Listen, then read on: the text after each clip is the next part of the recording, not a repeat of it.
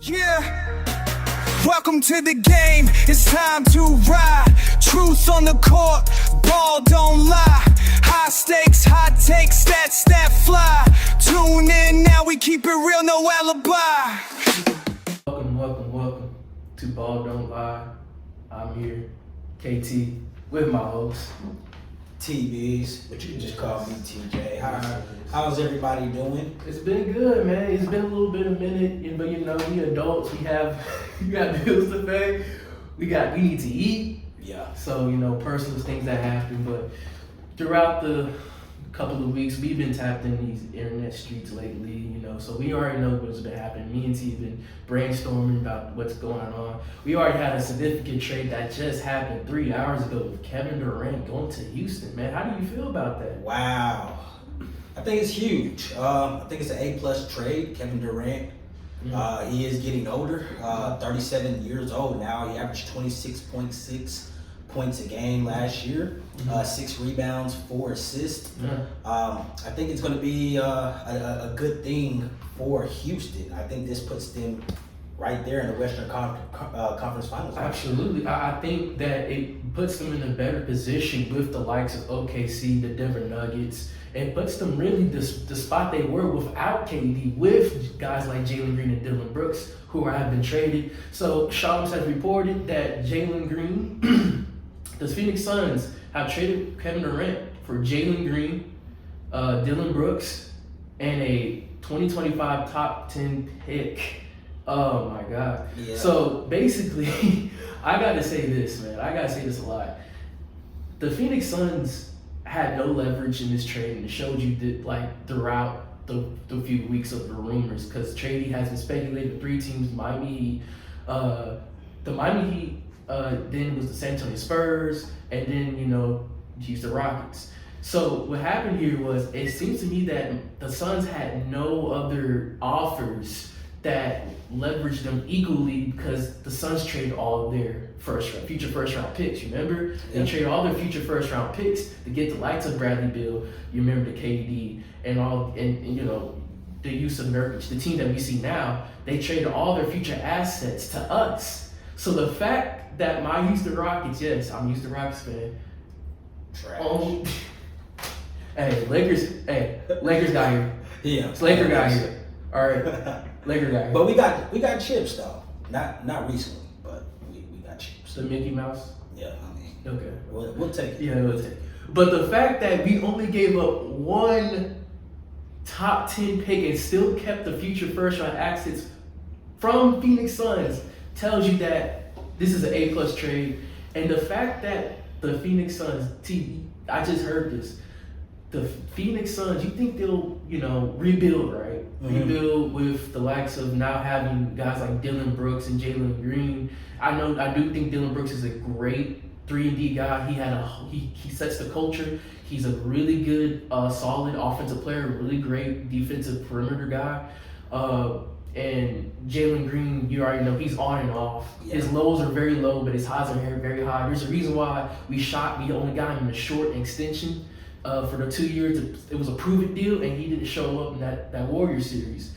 I think this worked out for KD. It did. Seems like KD had 3 options. He gave the Suns 3 options. I can't remember the third one, but for sure, Houston and I want to say Miami was on his wish list. Yeah. And he got around to Houston. So, I mean, Jalen Green averaged 22.7 points a game last year. He shot 41.9% from the field. Dylan Brooks, 10.7. 49% fluid. I watched it. I know. it was iffy. Yeah. It was iffy. But to go along with Devin Booker, I feel bad for Devin. He needs to get out of there. He got his. But they're not. They're not. It seems like they really are trying to keep Devin Booker there, and you're going to have a lineup with 3 small guards with Devin Booker, who's 6'5".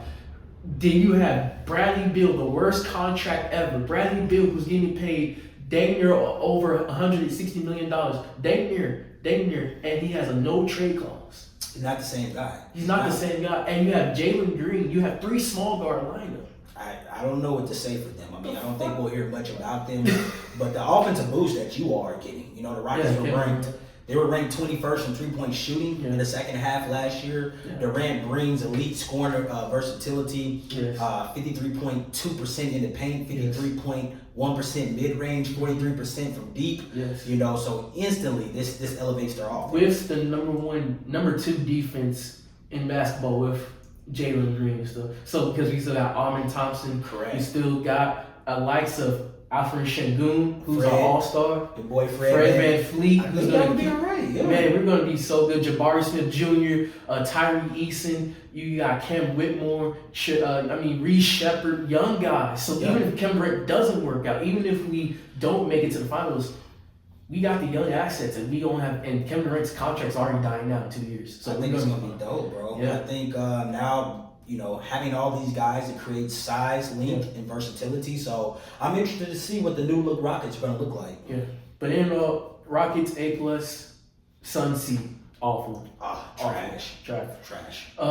Let's get to the Desmond Bane trade, man. The Desmond Bane trade. So the Orlando Magic, they trade for a haul here, man.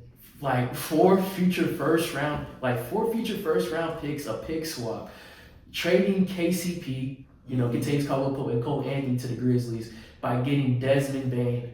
Man, I say this, man. I love Desmond Bane. I love Desmond Bane a lot. But the thing is, with here, when it seems to me, Phoenix Suns really, like the Orlando Magic, really trust in Paolo Banchero and Franz Wagner as their future guys, because they're trading their future for Desmond Bane, who's a good all-star, but not really that type of caliber guy you trade future first round picks for. What you think about this? Like Orlando doing this?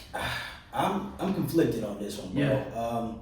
Bane doesn't take them over the top to me. So to give off that overhaul to get Desmond Bane, I don't know if that's gonna work out for him. But I mean, we'll see. But it's kind of like Orlando's a great defense, but they were never really a good offense and couldn't shoot. Correct. KCP was supposed to be that, but they never got that. You had all these guards like Cole Anthony, Anthony Black, right? Tyree, Terrell, Jalen Suggs, right? But you had no shooting because all those guys, they're not really shooters. KCP was supposed to that. Desmond Bane does that off ball and on ball, right? Correct. And you got Poncaro, you still got Franz, you got your future guys who all-star caliber guys, right? So they're really kind of figuring out, like, man, they're really relying on a leap with Banchero, with Franz. So this is why I think, like, this is a home run and miss for Magic. If this team stays healthy, I do think they can be a team that can go to the Eastern Conference Finals max. Wow. Yes. Eastern Conference Finals. Because I do like Banchero. I do like Franz. I do think, but they were hurt. They were standing by injuries throughout the year, and they still made it to the playoffs. That's how talented they are without shooting. To me, I do think they stay healthy. This is a home run. But if they don't, this is a miss. And Grizzlies look good. They look good because they get the future first round picks and potentially in the Devin Booker sweepstakes if Devin Booker demands for a trade.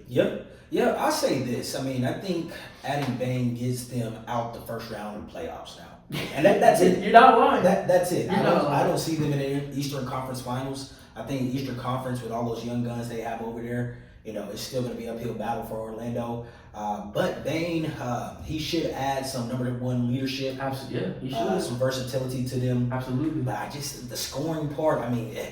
To me, I think they see the Jason Tatum injury and how Boston's wide open because it's not healthy. Like the Boston Celtics, the Tatum injury, they're gonna get away with Drew Holiday. Drew Holiday's not gonna be there, and Porzingis not gonna be there. So you really have a lineup with Jaylen Brown, Derek White, Al Horford does come back, Jordan Washington, Peyton Pritchard coming off the bench. It doesn't feel like the Boston Celtics of like, okay, this is Boston Celtics because it seems like a rebuild mode for Boston. Yeah. So Orlando's like, it's wide open. The Pacers can do it. We can do it. So that's what I feel. But in all trade, I do think that this gives the Grizzlies a opening to get a big superstar. If not, I do see them might retooling and giving away Jaren Jackson Smith and maybe Ja if they don't get the trade or offers they get with the first round picks that they got. So I do think the Grizzlies have leverage no matter what, because if they do get a guy like Devin Booker, you have Devin Booker, John, and Jaren Jackson, and Jaren Jackson ain't gonna get that max because he didn't make the first All NBA team. He didn't. So it's a friendly contract. I do give the Magic a B because I do think it's what they need for now. Okay. I do give the Grizzlies an A because I think it helps them in the future. I give the Magic a C+ on that. Ja, get out of Memphis. Gangster Ja, get out of Memphis. I think his talent is served elsewhere.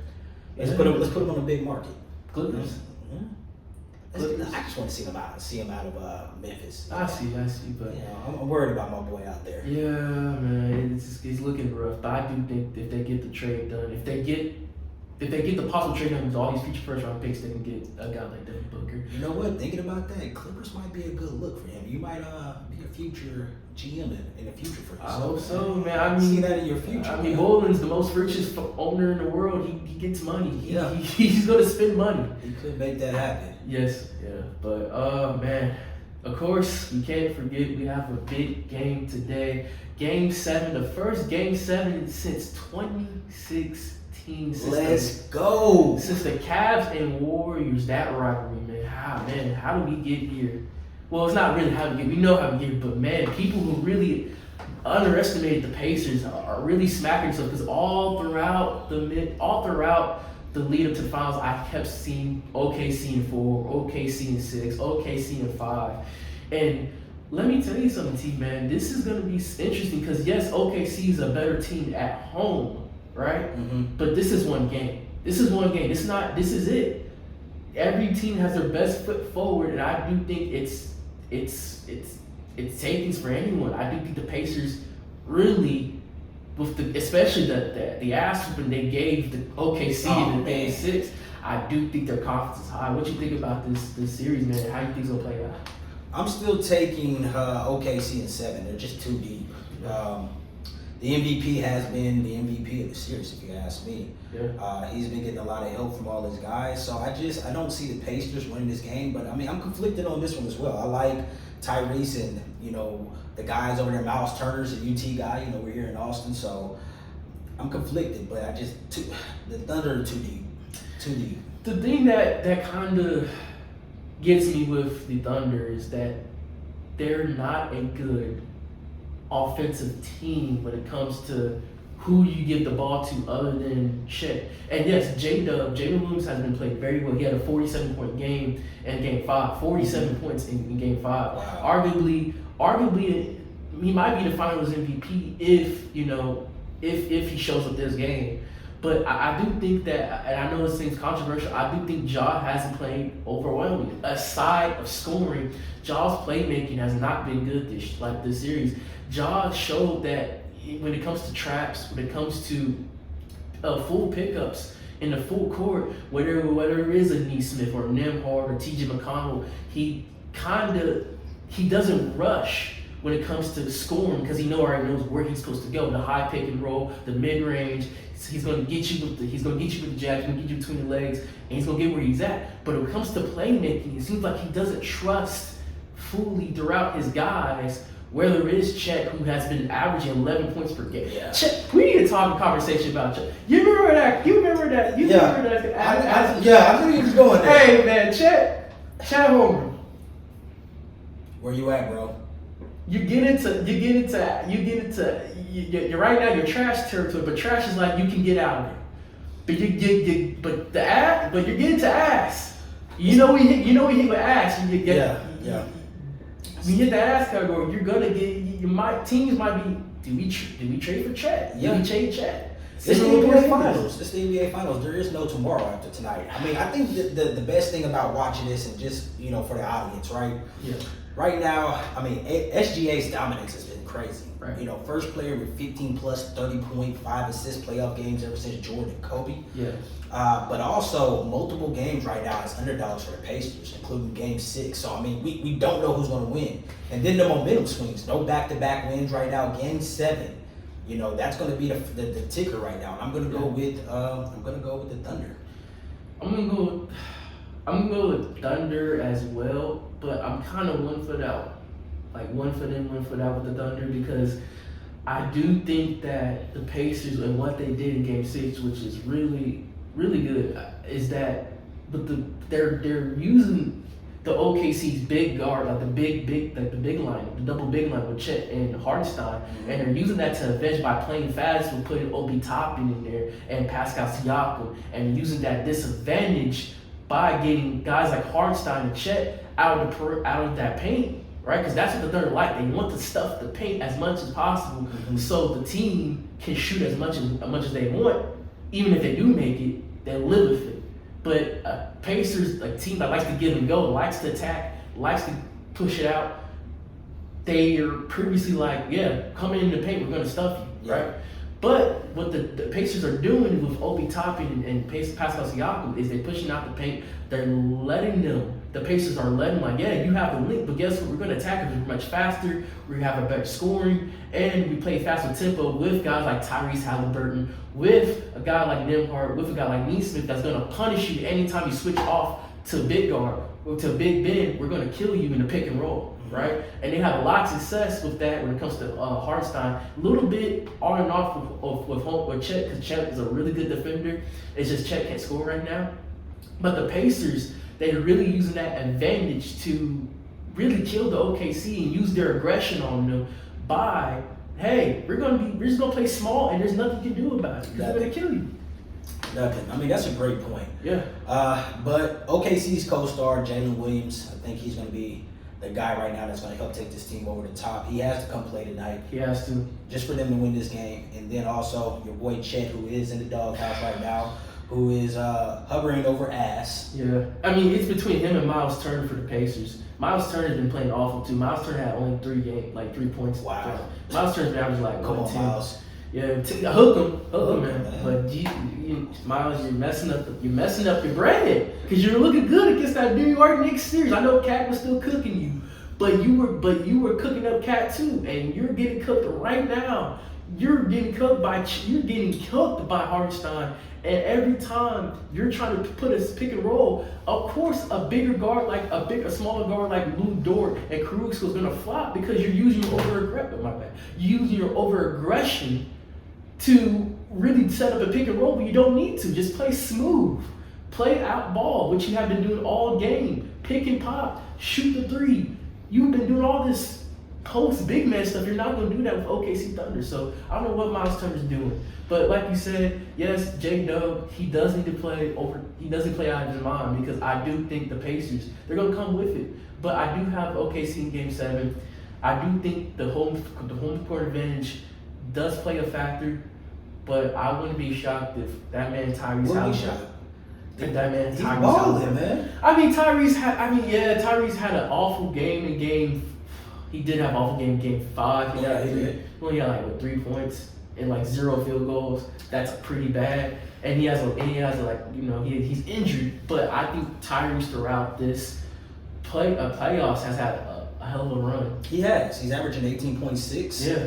9.2 assists. He's leading the league as far as in playoffs and assists. I mean, he's finding a way, man. He's finding a way. He's finding a way. That's the thing with Tyrese. And this is the topic that I want to come to. Is like I keep hearing, especially the definitions about what a superstar is in today's NBA.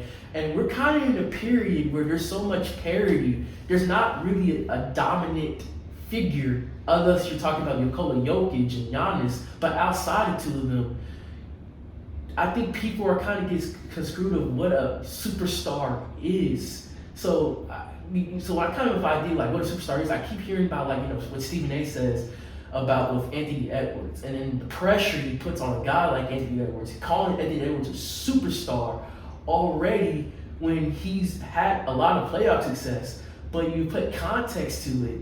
He beat a Warriors team that had no Steph Curry, right?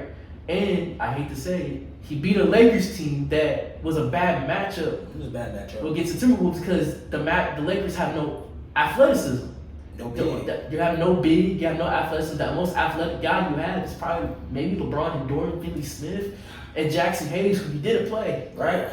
So it's like, you add context to that. Do I think Anthony Edwards is a superstar yet? No, but he's a star. He's gonna get to there. He's a top 7, top 8 guy. And when you kind of see what OKC did is that Anthony Edwards doesn't have a bag.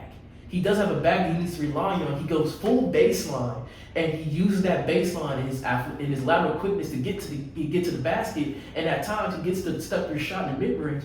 But when you talk about the in between game, the ball handler, he doesn't really have that right now, right? I mean, but what year is this for Anthony? 3, 4, 5? 5? Is it already 5? 5, yeah. He's still a young guy. I mean, you got to think about was Kobe at that level already in year 5? Was Jordan at that level already in year 5? Jordan could score, but was his jump shot already on point? Did he already have a bag? I think Anthony Edwards is a superstar, to be honest with you. I think, number one, he has the toughness, the grit, the leadership skills, and then on top of that, he's somebody that you can market. He just has to watch out. He just has to watch out with the baby mama. You know, we need the man to stay clean. But you know, I think he's a rising star in the league. As far as being the face of the NBA, because he does have some of those things going on. My face of the NBA, I want somebody to be marketable, number one, and I want them to be able to stay out of trouble. You know, so I'm looking at Victor in San Antonio. Thank you said that, because I keep hearing I love Gilbert Arenas. I love the show Gil's Arena, but I hate the fact that everybody's talking about, especially Stephen A. You need to be an American-born player to be a superstar in the NBA, to be a face in the NBA. You don't need that. I don't think so. That's ridiculous. Because one, we talked about it. You know, it's crazy because we talked about it last week off the phone. The Europeans, they're coming up. Correct. Like, it's an international game. It's an international game. The NBA has always been an international game. Yeah. It's just that the international players have gotten better. That's the thing. And the guys like Victor, you already have a number one player in the NBA like Jokic and Giannis, right? Luka, right? Who could be, if the Lakers play well, who could be the face of the NBA, right? Because he's already in the Lakers uniform, and Luka's always been that guy, right? Not to mention, you already have guys like Shea's not American, Shea's Canadian. Yeah. Like, people forget, like you it's so much, and those like top 5, arguably the top 5 best players in the NBA, right? Right. So for those guys, we just can't limit ourselves to saying he has to be an American-born player. He has to be this type of guy. He has to be that type of guy. I do think for guys like Anthony Edwards, they have to step up. Yeah. Guys like Donovan Mitchell, I love Donovan Mitchell. He has put his team on his back for years, but it's a limitation the way how he plays. There's a limitation the way how he plays, the way how he produces himself, because he's a ball-heavy scoring guard who can play make, but he needs the ball, right? Do you see Donovan as a superstar? No. Star? Star. I see him as a star as well. Same thing with Brunson. He's a star. Brunson's a star. He's a star. Yeah. Like Tyrese, he's a star. Tyrese is a star. Tyrese is a star. I think guys like Shea, he's a superstar. Shea's a superstar. Like he's an MVP. He's a guy who elevates his team. That's what a superstar means. He's a guy that elevates his team and elevates their ceiling to what they're really supposed to be. Correct. And people like, well, what about guys like Tyrese and Jalen Brunson? They played throughout that system to what it's giving them. Yeah. Jalen Brunson is constructed to be the offensive juggernaut with the Knicks because there's no other player other than Cat, and Cat's only a spot-up shooter throughout his days with the Knicks because he's just mostly a spot shooter because he's a great three, scoring big.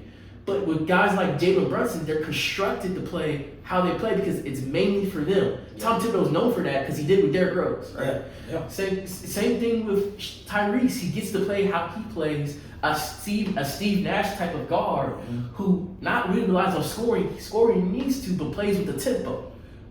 A pass first guard, but he plays throughout what the patient needs him to do. That's a system guy to me. He plays throughout the system, and for that, he's a great system star guy. Guys like Shea elevates that. Yeah. Elevates the system because the OKC, they're not a good offensive team. No. But Shea elevates them to that. He gives them that confidence. Same thing with Curry. Same thing with Jokic, Giannis, all of them. Victor's gonna be that. So Luka, right? Yeah.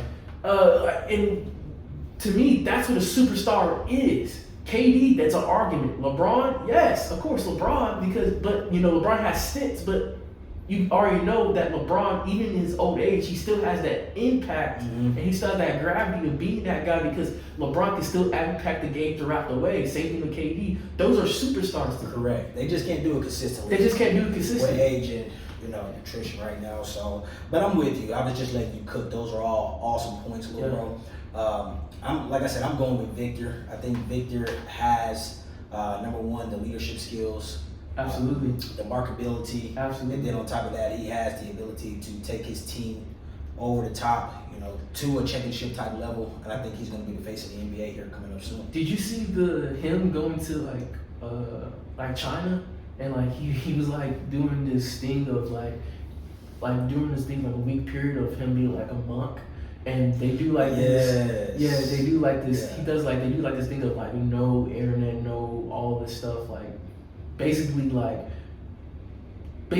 meditating and stuff like that throughout like the week, and they just eat, talk, nothing, like shuns them like outside of the world. And to me, that's like, wow, that's crazy. The guy who does that at the age of like 20 years old. 20 years old. 20 years old. This kid's a Gen Z kid. Gen Z guy, and he's with the Bucks meditating throughout the week, and he's not shaved his head, fully committed. You know what that tells me? This like Victor fully knows the game. He's a student of the game. He has taken his craft throughout the game. He sticks to what he knows, and he elevates his game even more because he focused on purely of what he needs to get better at, and he gets better every year. So to me, I do think Vic is a potential face of the NBA, absolutely. Maturity beyond his years. And I think no one can touch him when he gets to that peak. Because since 7'4" to like 7'4", he's gaining muscle. Yeah. An absolute guy who moves like a guard, scores like a guard, who has a great post moves. Yeah. Now I do want him to be more of a post. I do want him to be more inside and not just be outside. When he's mainly shooting threes. I do want to see that period of game when he controls the full game and dominates inside. But when he gets that down, and of course injuries, right? Injuries. There's no one going to stop Victor. But I think some of the guys that we're naming as well. I mean, we could put Shy in that group. Yeah. Elite stats, 25 plus points a game, all NBA credentials. As far as just superstar criteria in my book, marketability, global brand. Yeah. And then post-season impact and leadership, and then sustained leadership over the years, or excellence over the years. Absolutely. All these guys are young. Absolutely. Which is a great point in the NBA. This is young. We're going through like the young phase of what we're doing now. They're already doing it in the age of, just like Tyreek's doing the age of 25. Shay's doing the age of 25. Yeah. Already in the finals, competing. So yeah, but one more question before we move on. I do want to hear your opinion, because he's a tough player to fully categorize. Is he a superstar or not? Do you think Jason Tatum's a superstar? Do you think JT's a superstar? That's a good one, man. Because JT's regular season looks good, right? But JT in the playoffs is another story. Yeah, I think JT I think he's a star. I don't look at him as a superstar yet. I feel like he's on the brink of being, if he can stay consistent, like we said, consistency. Great regular season player. Yeah, if he can stay consistent, he's that guy. Yes. He is that guy. Yes. I've been waiting for him to go to the next level. Yes, because it's for like years now. It's for years, because it's like JT has the stats. He has the stats, he has credentials, he has the achievements to prove all of it, right? But you shouldn't have a conversation. If you're that guy, I'm not saying JT's not that guy. I'm talking about the media and the latter people who put JT to this caliber guys of Shea and everybody else. You shouldn't have a conversation to your secondary guy like Jaylen Brown. Is he the best player of the team? And is he truly the foundation of the Boston Celtics' success? You shouldn't have that conversation. I'm just going to say that, little bro. I mean, sometimes when we watch him play, we don't even know if he's the best player on his own team. Jaylen Brown should not have a max contract over you. Wow, yeah. He should have a finals MVP. And I understand people like, well, Andre Iguodala and with Steph Curry and Kawhi Leonard. And I understand that. But when you look throughout the playoffs, Curry had a great performance throughout the playoffs. It's just that Iguodala had shining moments because he guarded LeBron. Mm-hmm. He guarded LeBron. He had a great impact. He had a lot of not game winning, but game timing like buckets throughout the Warriors series and helped the Warriors to get throughout and win the championship. So I understand that. JT just played terrible throughout the 2024 playoffs. He played terrible, especially the finals. He did solid in the finals but that's the halftime playoff run. He did not look good. No, he didn't. He did not look. Don't let the stats fool you. I don't care if dang he led all categories. So, yes, JT is a top 10 player. He's a borderline top 5 player, in a good day. But he's not a superstar. I'm just sorry. He's not that type of guy. But consistency is everything. I hope and I pray for him he does come back and proves everybody wrong. Because with that type of injury, it's hard. Only guy who came back who looks good with that type of injury is Kevin Durant. But Kevin Durant's never been an athletic player. He's always been a great scoring guard. A great scoring wing. So I hope JT comes back and, fully healthy and proves everybody wrong, like me. I mean, here's another question since we're talking about the face of the NBA. Go ahead. And this is between SGA and Wemby, right? Yes. Will SGA's final success or will Wemby's ceiling shape the next era? That's a good question. Right? I do think for now, if SGA does win the championship, for now, I think it'll go towards SGA. Yeah. But I think the longevity throughout the years, I think it will be Victor. I agree. I think the ceiling will be Victor. So I guess my answer would be the ceiling is Victor. I agree. Nothing else needs to be said. Yeah. But but throughout that, great talk we have right there, man. Because I think that's a question that's a segment that people need to hear because there's superstars been thrown loosely, throughout the very loosely. I do want to hear, I guess this controversial superstar guy, which is the NFL, which is Aaron Rodgers, right? A-Rod. So we all know that the Aaron Rodgers sweepstakes. We all know Aaron Rodgers. He proclaims he proclaims himself as a guy who doesn't like the attention, but his actions doesn't speak that, right? He's a guy that, who likes to hold out throughout the offseason, right? Then you're at the training camp, and he acts like, I don't know if I'm coming back, because he had this conversation when he was at the Pat McAfee show. I think, I'm retiring. I think I might retire. I'm going from personal reasons. I don't know. But in the back of his mind, he's doing it for leverage, because he knows that the Pittsburgh Steelers does not have a quarterback. Yeah. Josh Howard is, Howard is Will not that Howard, guy. yeah. Will Howard is not that guy. Ohio State. Shout out Ohio State, Kansas State.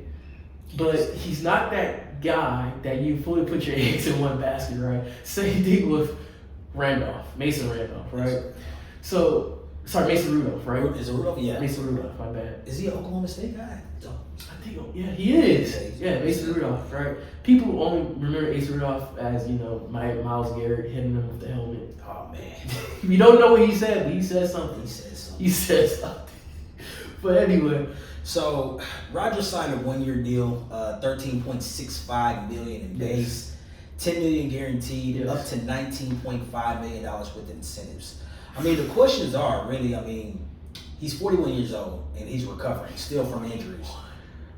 This team structure is still in Tomlin's control. But really, this is going to depend on that shaky offensive line they support the cast.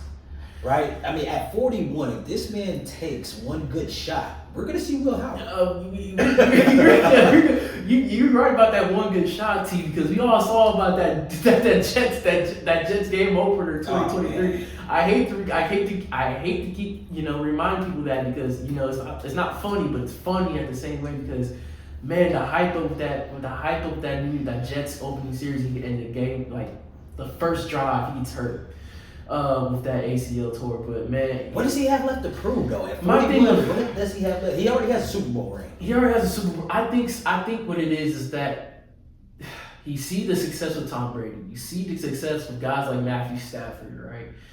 You see the success with guys who pretty much age like fine wine, and Aaron Rodgers kind of sees him still as that guy. Even though he hasn't been that guy throughout the 3.5 years he's played, right? I do think with this, it doesn't move the needle for me because I feel like especially in the AFC, right? Especially in that division when you have the Bengals, right? I know the Bengals have been going through, contract issues with Shamir Stewart and, Trey Hendrickson, but the Bengals always have competitive seasons throughout the years, no matter what, because they have that offensive juggernaut, right? With T. Higgins and Jamar Chase. And you have the Ravens. What makes you think that Aaron Rodgers can move the needle for you? And I know that Tomlin has never had a losing season, right?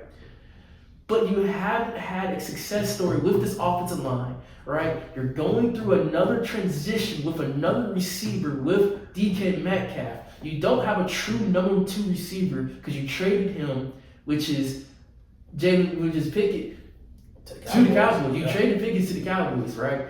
I like Roman Wilson, but he's not. You haven't seen him play because he was hurt throughout his rookie year. You do have Pat Freiermuth. You do have Caleb Johnson, who I really loved during Iowa. You have the great defense. We have with T.J. Watt. Yep. But what does this do? Man, they still haven't fixed the offensive line. I don't know what's going on with that. I don't know. Let's take a step back. Yes. Matthew Stafford he's only 36, 37 years old. Yes. Yeah, so he is an older quarterback, but at 36, 37 years old is not 41. Second, going through degrading injuries like Aaron Rodgers has been going through these past years. So I guess. And then secondly, right? Tom Brady played up into his 40s, right? But Tom Brady took care of his body. A-Rod does not take care of his body the way Tom Brady does. I do think that Aaron Rodgers, he's that type of guy that he does full rehabilitation, but he doesn't go full effort. I do think he's that guy who concerned himself throughout the offseason. And yes, Aaron Rodgers has been doing this throughout his career, but it's a different level when you're age of 41 and you haven't been the same type of guy that you have been, especially the Jets. That Jets run was a failure. Automatic failure. I think that was one of the worst years I ever seen Aaron Rodgers have. And yes, he was efficient. And yes, the stats says he was efficient. And yes, he had a solid year. He has 20 plus touchdowns. But you look at those Jets games. He looked absolutely lackluster. His arm doesn't look good. He put the Jets in games of differentials because his decision making and holding on the ball too long. And I do think that it showed that his mobility has been absolutely just gone. Like Aaron Rodgers had the ability of getting outside the pocket and doing those crazy plays, right? But before Mahomes done it was Aaron Rodgers. And he doesn't have that Hail Mary type instant highlight plays that get you routed, that gets that team to have those types of comebacks, or to stamp him as like, I'm still that guy, because he's just not that guy like he used to, because he's been hurt. I don't think he's been fully committed. Mm-hmm. I do think he's been looking at paydays as a job, and I do think he's been looking as a job more so as, hey, I'm gonna commit. I don't think Aaron Rodgers has that full commitment as he once was. I think he sees it as a full job. Well, maybe. Well, first question I have to ask you: Do you think the psychedelics is taking over for him? That's a good question. I mean, the man holding on to the ball, he's not the same guy. Obviously, he's aging, but also, I mean, if a payday is what he's really looking for, he needs to go into the booth and start commentating. Absolutely, he has like offense and defense. Yeah, because it's like the Jets, they didn't have a foot. Like, of course, the Jets, they don't have a good offensive line, right? But you had talents like Breece Hall, you had Garrett, you had all these guys. They even got Allen Lazard, because Allen Lazard was your guy in the Packers. Like, they got all of these assets for you, and you still failed. I was really rooting for him too. I was really rooting for him. I just don't see it, man. I don't see what the Steelers do. I think the Steelers are gonna have a 10+ win, like a 10-win season. Yes, because Mike Tomlin is that type of coach. He's a competent coach that always wins games. But as you see that year, as they went through Justin Fields, as they went through Russell Wilson, they don't have an offensive line, and they don't have a full committee of wide receivers that they can trust. And yes, DK Metcalf is a great receiver, a top 10 receiver. Right. But outside that that dang near 2,000-yard season that he had, like, DK has not been that full impactful guy. And yes, with the Seahawks, he had guys like Nicholas Smith. He had Tyler Lockett, mm-hmm. right? I understand it was a full spread out offense, but DK hasn't been a true number one receiver in a minute. Like Jackson Smith and Jibba, he was that type of guy. Like half his rookie year and his second year. That was his core. Like that was his core. It wasn't DK was the secondary option. And when you see it, the stats show you and the film room shows you. So I do think that, to me, Steelers, I understand they want to move off Pickens. I understand that. Because with Pickens, he wasn't fully consistent, and plus of issues with his attitude. I understand that. But you don't have a true number 2 receiver. I like Roman Wilson. I like what he did with Michigan, right? But he hasn't played because he was hurt throughout his rookie year. I will give him a chance, but other than that, I don't see this team going far. I don't know if they make the playoffs. I do think they. You think they make playoffs? Yes. I don't know if they make the playoffs. I really don't. I think the defense will give them an advantage to win maybe 2 or 3 games, but Rodgers is actually going to have to be the benefit. He's going to have to be the guy that takes them over the top, and I don't see it with that shaky offensive line. Metcalf has not been the same guy that he entered the league. Listen to this wide receiving core. Listen to this. Robert Woods, Robert Woods was used to be a really good wide receiver throughout his USC, right? USC, right? I think so. Robert Woods, yes. But Robert Woods was a great complimentary receiver throughout his years with the Rams, right? Throughout his years with the Rams and the Bears. But injury issues have limited him throughout these past 2.5 years. You have Calvin Austin. I like Calvin Austin, but he's not a true, I guess, core receiver that you want on your that you want. He's a really good 4th option to me. No disrespect. No disrespect. Who is that? I'm just, no disrespect. Who? I don't know who that is. Calvin Austin's he's been with the Steelers throughout the years. He's a really good gadget type of receiver, speedy guy. But I can't do what you do, Calvin. I just don't. I don't know who you are. He's a good slot threat, but he's not, to me, he's not a true 3rd receiver like they have in here. I don't like I like Pat Freiermuth. He's a great tight end. He's a great tight end to me. He's a great block option, solid receiver option. He doesn't move the needle for me as a full receiving tight end because that's not his job. I like Darnell Washington as a 6'7" like a 6'7" guy who can block and can catch the ball. But I don't think with this offensive line talent, I don't see it. I do like Broderick Jones. I do like Isaac Fehoko. I kind of like some of these guys, but they're too young, and plus they're kind of a ragtag of a offensive line group that hasn't had full cohesion yet. And you kind of saw it last year. Broderick Jones is probably their best tackle. Wow. So. Those are all great points that you made, bro. But who's going to get open other than Metcalf? And DK doesn't have the same separation. Yeah, he's a great deep threat. Yeah, and then on top of that, who's going to protect this man? Because this man is 41 years old. Yeah. And look, those shots. They're going to have to go full running game with Caleb Johnson. Full run game. Pin your ears back and just run the ball. And they got rid of Harris. Yeah, Najee. I don't like that move either with Najee Harris. Najee wasn't the best, but Najee was consistent. Yeah, he was. I do like Jalen Warren. But Jalen Warren, has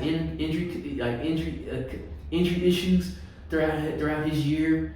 But I do think with the 1-2 punch of Caleb Johnson, Jalen Warren, I do think it's enough for Rodgers and for this offensive talent to bypass some of these games, especially with this great defense like Cam Hayward, like all-time Steelers legend T.J. Watt, Patrick Queen, solid linebacker, Peyton Wilson, really good, Alex Highsmith, like a Pro Bowl, a Pro Bowl linebacker, Deshaun Elliott, solid safety, Micah Fitzpatrick, great. Micah Fitzpatrick is the leader of that defense to me when it comes to coverage. Joey Porter Jr. still a young inside corner, stud inside corner. I love this defense, but to me it's not enough. Here's another question, though, little bro. Yes, sir. At one point, does this defense start looking at Mike Tomlin and start to feel like you're wasting our prime. Because all they need a quarterback, they need offensive line to come in here and score points. Right. And they don't have to score 30, 40 points because his defense is good enough. They showed you that last year. Correct. But they need some stability over there. And I don't see it with A-Rod. I'm rooting for him because I like Aaron Rodgers, but I just don't see it. I think they have to check their pride out the door. They have to check their pride out the door, and they have to fully commit and maybe have a question of saying, hey, Todd, we love what you done here, but we might have to move on. Wow, I've heard that one. Because Mike Tomlin is that guy who trusts fully on veteran pieces. Yes, he does take chances on younger assets, but with Kenny Pickett, but we saw how he played out Kenny Pickett, right? He's trash. But he doesn't fully commit and fully develop on his guys. He kind of mixes it with, I want to retool, but I also want to compete at the same time. And with that, that's why the Steelers have been good, but they've never been great throughout the Ben Roethlisberger, Troy Polamalu, that era, right? Mm-hmm. And what they have been done, they've always been front runners. That 13-0 year with Roethlisberger, and they got bounced out by Cleveland Browns. They always been front runners, and it kind of happened this year too with that Russell Westbrook. They had the streak with Russell Wilson, right? I thought Russ looked good with that. Russ looked good, but you kind of tell when the defense finally clamped down man to man and forced Russ to go middle, he didn't have an answer, and plus that offensive line wasn't good. So yeah, I do think with that. What are you about to say, too?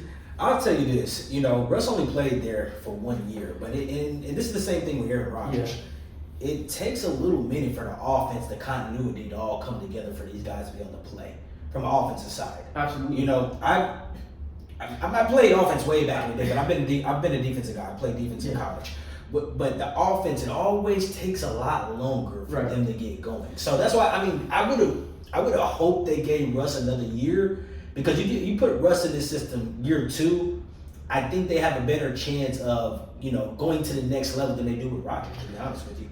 Because now he has, because Russ still has that mobility, right? And there's one thing, like, if you're gonna have a pocket quarterback, you better have a damn good offensive line. Like Jared Goff with the Lions, all Lions have one of the best offensive linemen in the NFL. Jared Goff is a pocket quarterback, but they make sure they stack the offensive line. Correct.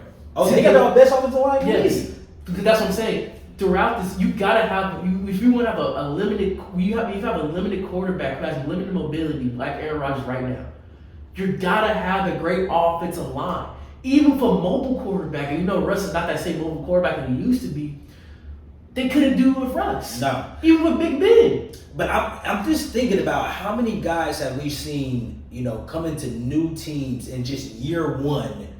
Be able to come in there and be plugged in and then be successful. Other than right now, I'm thinking about Brett Favre. Yes. When he came, but he had AP. Yes. Hell, I could have been back there handing off the ball to AP. Yeah, Sidney Rice, Percy Harvin.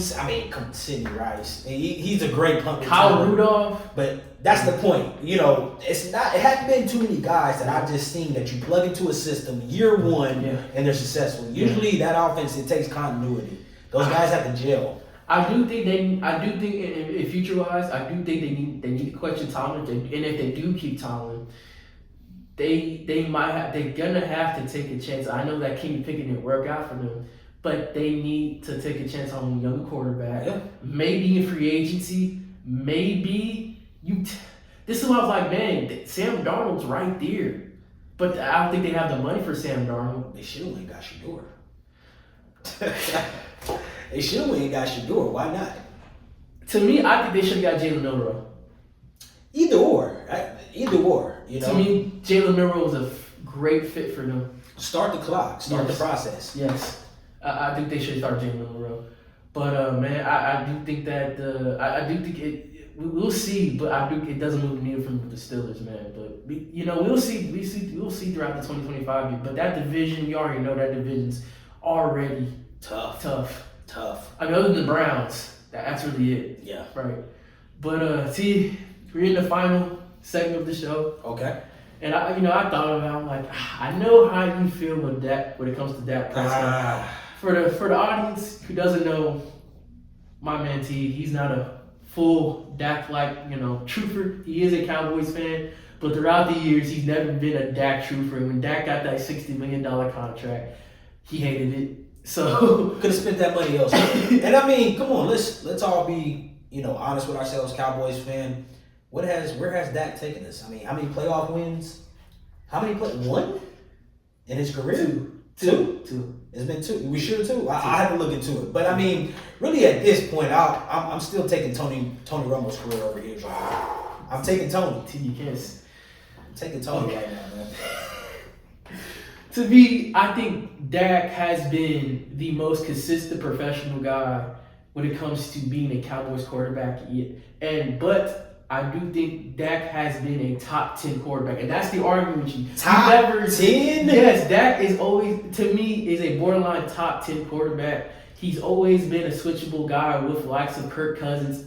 Well, I know Kirk Cousins now is bad, but throughout Kirk Cousins' Vikings years, he always been with the league of Kirk Cousins, maybe Stafford. To me, when it comes to me, when it comes to those type of guys, because Matthew Stafford, we're talking about talent-wise, yes. But during that time before he went to the Rams and before he went to championship, I do think Stafford and Dak were in the same category. I don't know. Look talent-wise and arm-wise, absolutely. Talent-wise, Matt Stafford. I'm saying absolutely talent-wise is Matt Stafford. I'm about to say. But I'm talking about credentials and success. To me, before the Super Bowl with Matthew Stafford, he was in that category with Dak. Hell, but Dan played in Detroit. Absolutely. But that's what I'm saying. Yeah, that's what I'm saying. We put Dak in Detroit. We never hear about Dak. I'm just gonna say Dak has had the best offensive line. Dak has had the best running back. Dak has had top 2-3 receivers. Dak's 2 and 5 players. Dak has had the number 1 defense.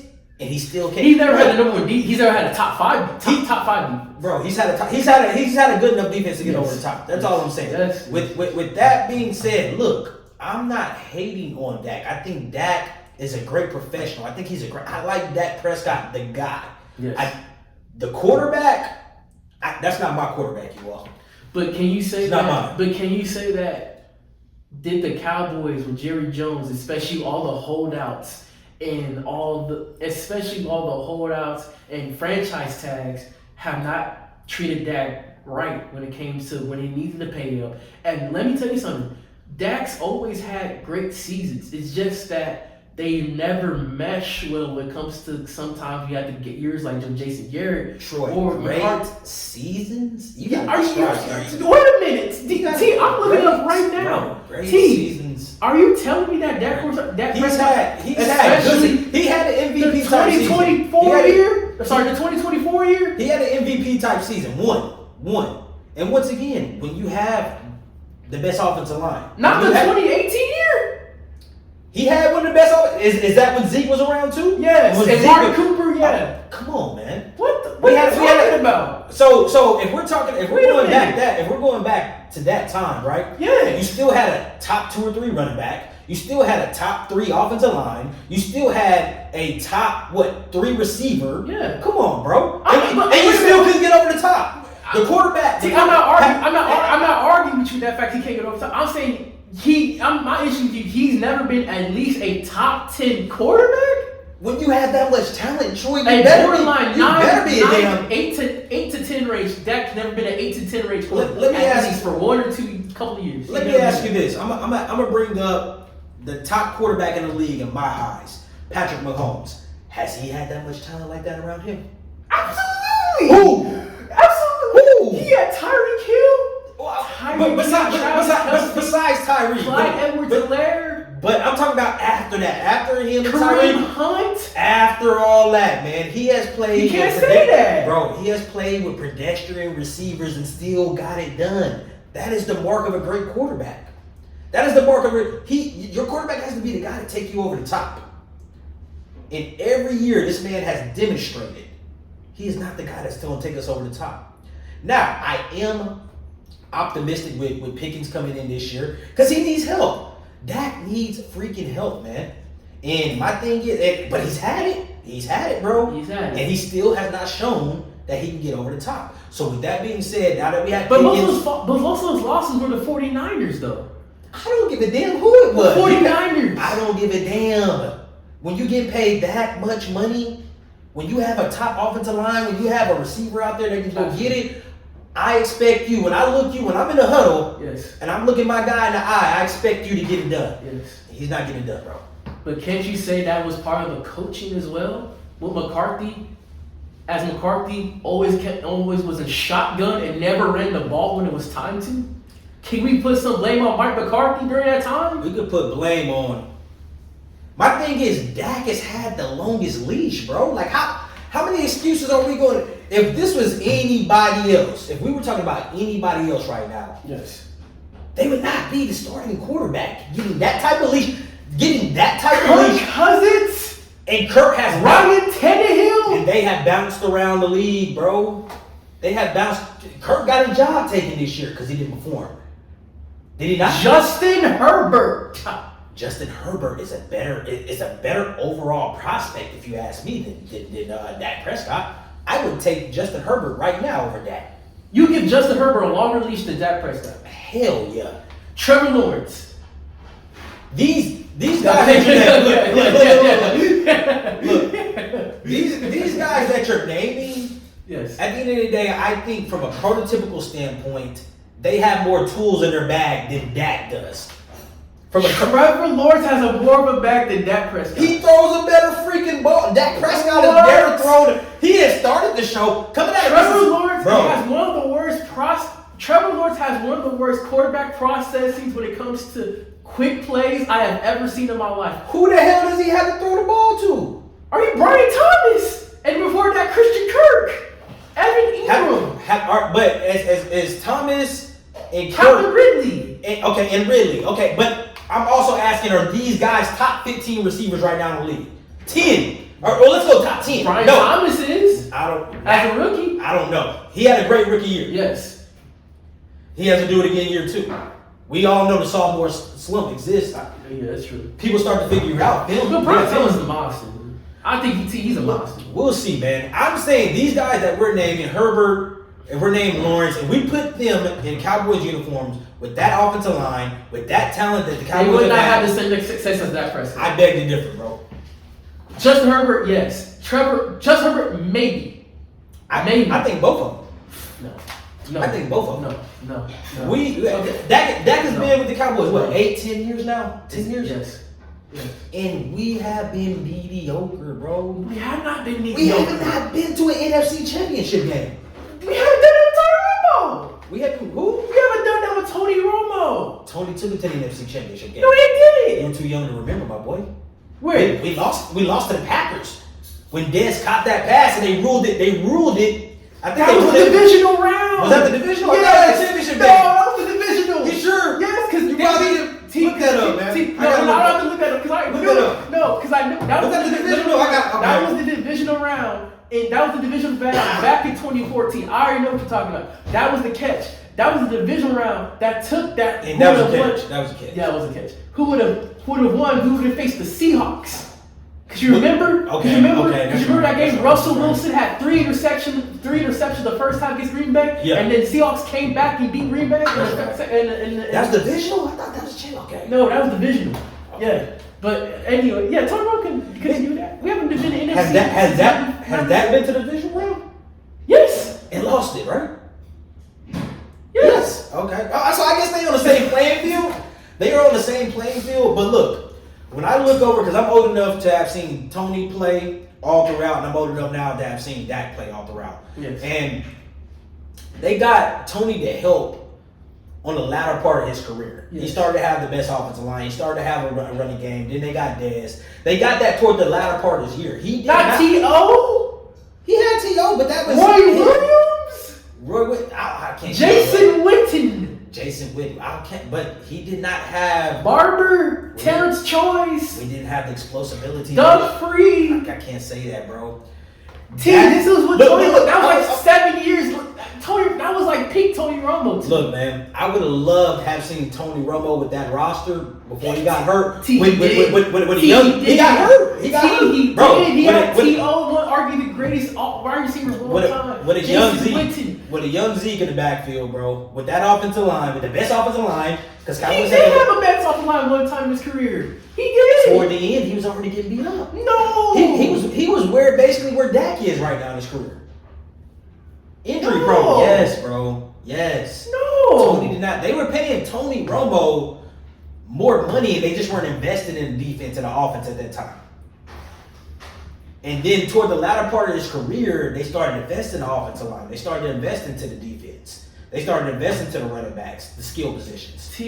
Tony had a good offensive line while he was his peak. I don't think so, bro. With Doug, We'd have to really. I don't know. We have time for it. We'd have to dig into Yeah, that. we gotta dig into that. We'll have to dig into that. We gotta dig into that. But real quick, Okay, go ahead. the reason why we brought up is just because with that little spiel we have here, we have a would you rather with Dak Prescott. So I'm gonna list different quarterbacks throughout the tiers, throughout the list to see this T pick this guy over Dak. So of course, let's go to the list. Let's go to the obvious. Patrick Mahomes or Dak? Would you rather? What type of question is that? Okay, Jalen Hurts. What type of question is that as well? I mean, Jalen just won it. I think that's. Do you think they're comparable? I think Jalen. Jalen has better leadership. He knows what he is. Correct. Jalen shows up in big marquee matchups because the system works for him. Correct. Talent wise, skill wise, I do say Dak. You take talent. Dak. I mean, look. But I can't be mad at you for that pick, Yes. right? Because I'm trying to think what does Hurts do that's just elite? I think he does a lot of. You think that's? I think he does a lot of things that are great or good, Yes. but elite.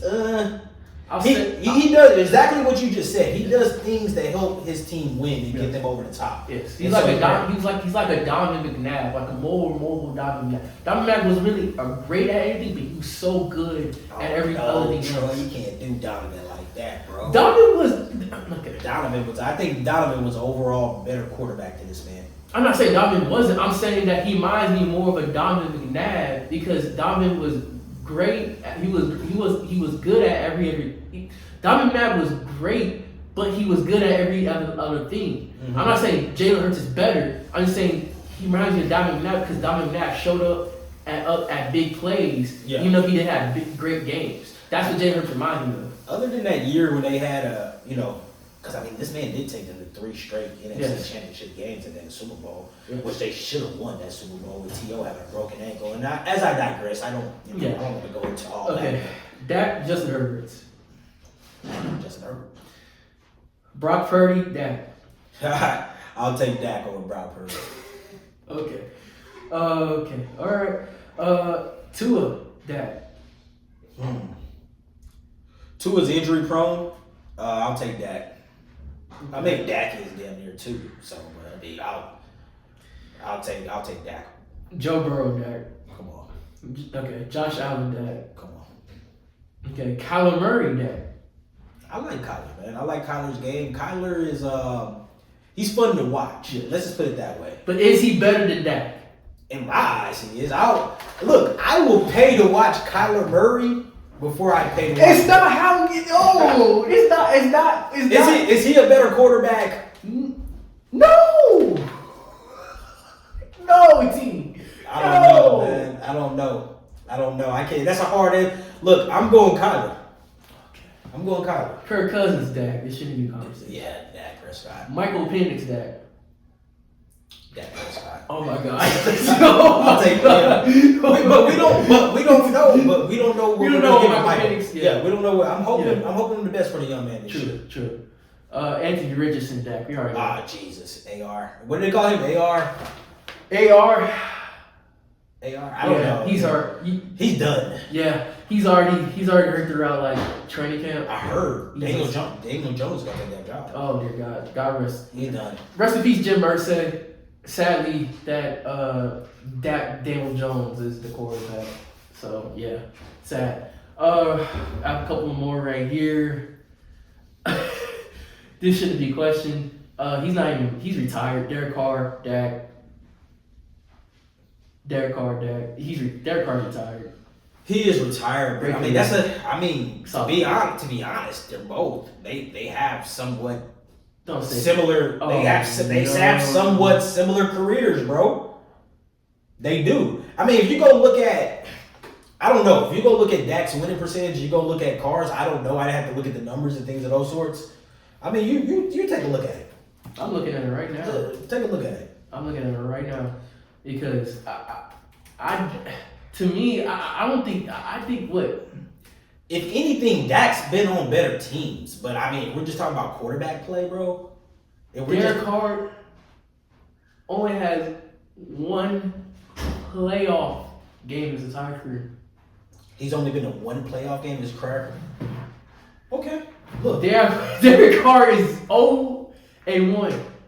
I mean, I believe that was that 2016 year when he was like MVP caliber. What is Dak? You said 2-5? At least Dak has 7 playoff games under his belt. Bro, we are fans of the game. It's sad that when we go to the playoffs, we have to take a step back and be like, damn. Statistics tell me this is not going to end up in our favor. Jaden Daniels, Dak. I'll take the young man. Okay. Russell Wilson, Dak. I'll take Russ. Bo Nix, Dak. I'll take Dak over Bo Nix. Oh my goodness. Okay. I'm looking at the. I can't believe what you said about the other one. Okay. Sam Darnold, Dak. I mean, hell, Sam had a great year last year. And at the end of the day, we go off of what have you done lately, right? Yeah. NFL, NBA, it doesn't matter. You always update your resume. If we're just going based off of last year, we're going with Sam Darnold. We're just going based off of last year. Okay. Okay. Okay. Anyway. Oh my God. JJ McCarthy, he hasn't even played. Nah. Oh my I goodness. still don't even know about that kid yet. I mean, we saw what he was at Michigan. Yeah. Which he did a great job, but Yeah. I mean, I don't think he was a focal point. Baker Mayfield, Dak. Baker. I'll take Baker. Baker has shown himself to be a quality quarterback in this league. And lastly, Deshaun Watson, Dak. I'm taking Dak. Deshaun, man, stay out of those parlors. Stay out of those things, man. But the man's getting married, though. Congrats to you, man. Do the right thing, bro. Do the right thing. Do the right thing. No more massages, bro. Hey, man. Guys, we're gonna pick up this Dak conversation next podcast. That's disgusting. You have Dak as arguably the top. You have Dak as I count him at top 12, top 11 best quarterback in the NFL. I have Dak as a fringe 12. Yeah, that's disgusting. Yeah, no, I really don't. I know. Look, Dak lost a lot of weight. He has 2 quality receivers this year. He should have a good defense. I mean, the guy needs help. I think everybody in the NFL needs help, but this guy needs a lot of help. Yes. So, with that being said, the jury is out on him. Every year is a clean slate. I'm interested to see what Dak's going to look like. I thought, when was that year, bro? Was it 2 or 3 years ago when Dak really just turned over a new leaf the way he was throwing the football? That was the MVP year. I thought. And then that Bills game messed it up. That Bills game. I think I told you. Remember, I think I told you that year when we saw Dak throwing the football the way he was really throwing the football. Like, I had high hopes in him, and it just nothing ever came into fruition from that, bro. So I mean, I'm still left unsatisfied. Y'all have to drag me to Cowboy games. Y'all have to drag me to even watch Cowboy games. Oh, CJ Stroud. You probably pick CJ Stroud. I'm taking CJ. Okay. I'm taking CJ. Okay. Just the brand of football right now that this man is playing is not worth my time. I make too much money, bro, to go watch a Dak Prescott football game right now at this point, man. Now, if he gets back to slinging the football, right, he gets back to playing the position the way it needs to be played, then hey, I will come right here on this podcast and say, hey, I'm wrong. I am wrong. But till then, screw that, bro. You heard it here, ladies and gentlemen. We gotta pick this up. I can't wait till training camp and the NFL season starts because even though I don't have the Dallas Cowboys winning the division, they're definitely my dark horse. They're your dark horse. But that's a conversation. Dark horse, yeah. And ladies and gentlemen, this man's he's a Gen Z, so he's optimistic, right? I've been through all the dark times, right? Yes. I've been through all these dark times with Right. the Cowboys, so it's hard for me to look at this situation and really be optimistic about it. The youngster here, he can do it. Me, I'm not wasting my time. I've shed tears over the Cowboys before, man, and lost a lot of money. Like I said, I can't wait till Dak at least proves he is a $60 million quarterback. He's a top 10 fringe quarterback. But that's it, ladies and gentlemen. That's been Ball Don't Lie. That's been me, KT, with my host. Your boy TBs, man. Hey, Dak, bro. Let me come through and watch film for you, you know, and just point out what I see. You know, out of that 60, you could just break me Dak, off. you would have 20 interceptions in 1 year. Look, he paid $60 billion, bro. He can break me off with a quarter. I promise He you. would tell you need to be Cam Newton. I'm telling you right now. Don't listen. Hell nah. Look, and I like Cam. Cam is my boy, but that's not Dak's skill set. We saw him tear his hamstring trying to run. I mean, look, bro, I'm wishing you the best. I'm rooting for you. Just what I've seen, it's not getting it done right now, man. So, But guys, remember, like, subscribe. We upload at every 2 weeks on Tuesday. See our page at Instagram, TikTok. We'll be uploading more content. We'll be more consistent with y'all guys. But man, this has been Ball Don't Lie. Love y'all. Peace. Later. holla. Holla.